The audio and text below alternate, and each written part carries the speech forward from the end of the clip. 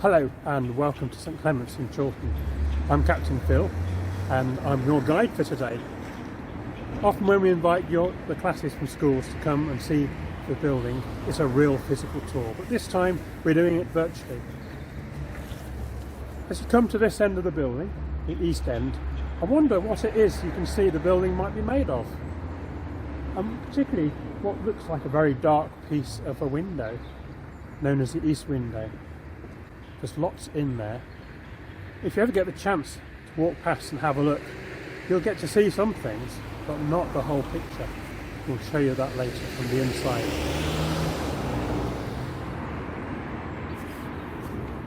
We're now going to start our journey around the outside of the church. Come with me.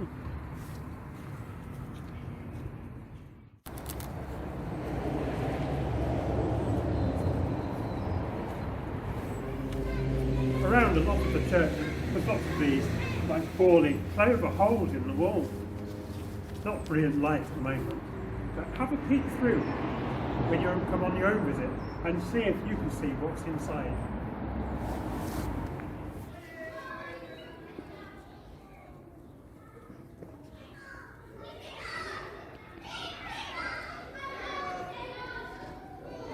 So here we are in the car park at St Clement's. Side, you can see all the side of one of the sides of the church and the stone that it's made from, and high above the slate roof. There's also something much taller just over here. I wonder what that is.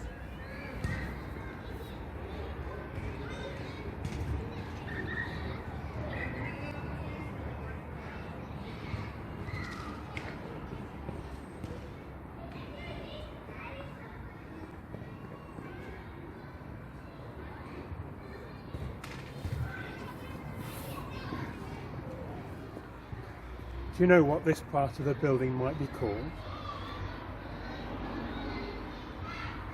And what is it that it's making you do? What is it right at the top? Can you see?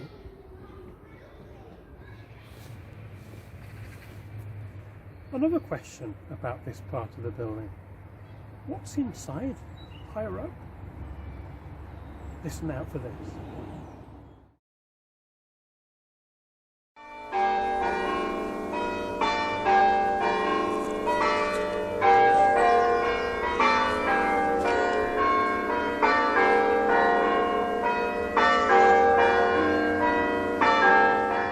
Yes, church bells. There's 5 here, just enough, just the right tones to actually play the tune to the nursery rhyme. Oranges and lemons, said the bells of St Clement.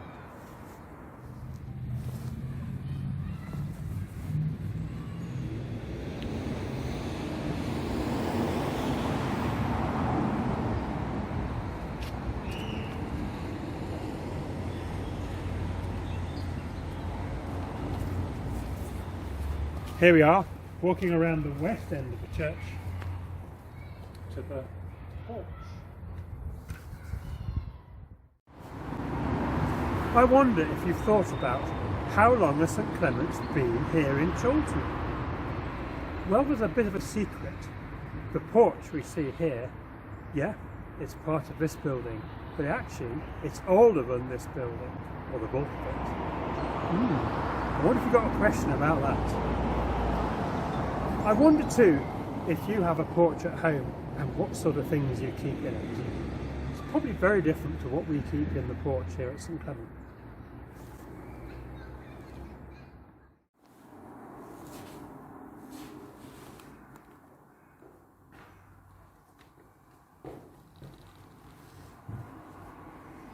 As you can see, our porch at the moment is very empty, all part of the COVID restrictions, trying to encourage people to come in quickly.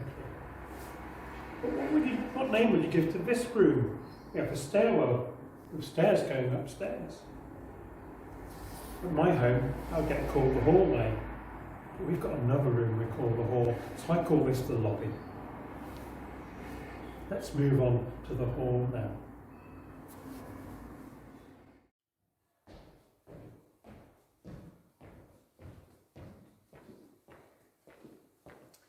So here we are in our lower hall. I wonder if you've been here before. It's hired out under usual circumstances to other user groups and children's parties.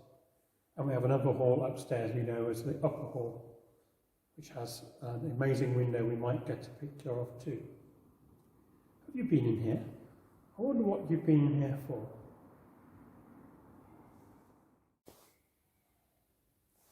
You might have noticed in the lower hall this collage. It was completed in 2012, part of the anniversary of a church called St Clement being in Chorlton. The 500th anniversary. So when was the first church in Chorlton called St Clement, and where was it?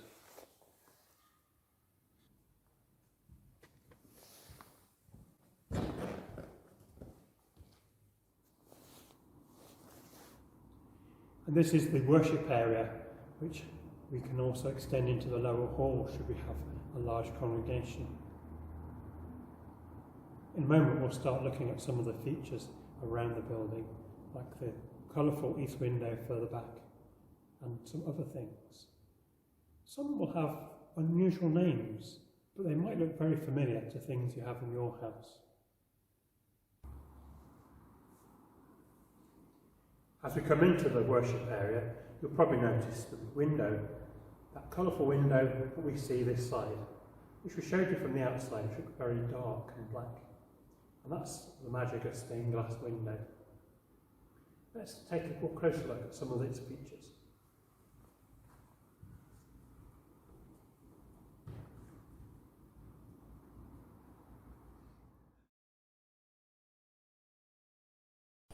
If you look carefully at the east window, there are 5 columns in the lower part of the window, and I'll use these as direction to where you might find some of the images we look at more closely. So column 1 in the left, 2, 3, 4 and 5 at the right hand side.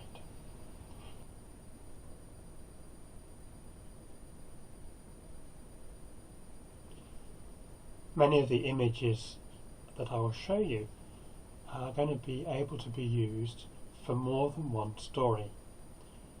But the illustrations I'm going to highlight today feed into a teaching known as the 7 Acts of Mercy. Let's consider now the first act of mercy, which is to feed the hungry. I wonder what you can see here. I can see what look like some bread rolls being taken out of a basket by a youngster. The next act of mercy is giving the thirsty a drink. If we move up a little bit in the same column of the window, we see what looks like a red liquid being poured out of a big jug. I suspect this is a wine or a fruit drink.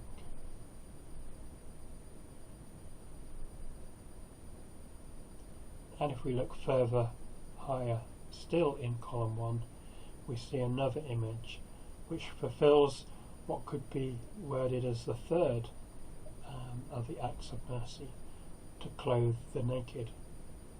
Looking towards the top left, I wonder what you can see. To me, with the person looking very pale skinned, perhaps they're meant to be encouraging us to think that they're naked, with their arms in front, perhaps to protect themselves or trying to keep them warm. Whilst on the right of this image, there's somebody looking through a chest. It looks like a chest of clothes to me.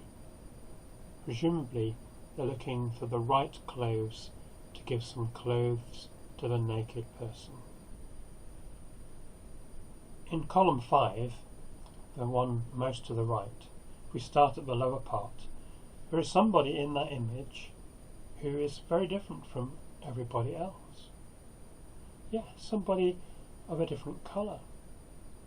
This, we think, is to embrace the idea of harbouring or welcoming the stranger, somebody who's very different from ourselves. Higher up, just a little bit, there's a bearded gentleman in green. He's got something round his hands and his feet. We're commanded to go and visit those in prison And just to the top left of that column, or towards the top left of that column, is the image of somebody being aided to drink. I think the person who's drinking looks very unwell to me. And we're encouraged to visit the sick. And then at the top of column 5, there's some soldiers with spades and somebody looking very white and gaunt. And the command to us is to take care of the dead, which probably at the time this window was created was for burials of the dead, which would reflect in the spades that the soldiers have got. Elsewhere in this window there are some symbols that represent the 4 people who wrote a lot about the life and work of Jesus, known as the Gospel writers, Matthew, Mark, Luke and John. And then other images about other things. But I wonder, if you ever get to come inside St. Clement's, can you count how many angels you can find in this east window? As we come to the end of this first part of the virtual tour, I wonder if you have any questions of what you've seen or heard. Let your teacher know what your questions are, and they can pass those questions on to us, and we can respond by video to them. So this draws part 1 of the virtual tour of St. Clement's to a close. Take time to think of those questions before we look at part 2. Bye bye for now.